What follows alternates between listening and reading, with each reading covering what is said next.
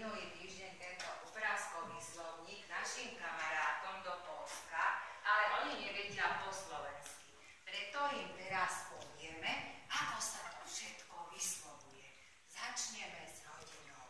Rodina. Naraz všetci. Rodina. Ideme ďalej. Mama. Nahlas. Mama. Dobre.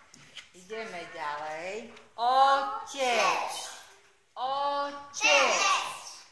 Pomôžte mi. Aj tak sa to môže povedať. Deti. Deti. Áno. Stará mama. Nahlas. Stará mama. Alebo babka. Babka.